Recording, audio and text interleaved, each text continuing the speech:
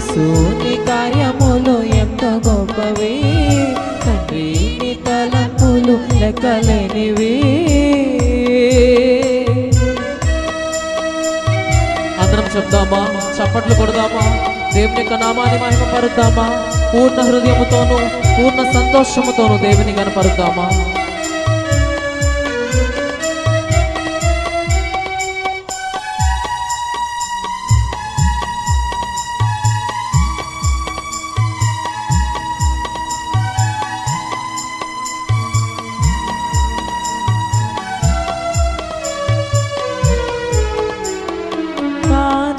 విందులోకే మాటతో అద్భుతము చేసితివే, చేప కడుపులో ఆశ్రయముగా యోనాను ఉంచితివే.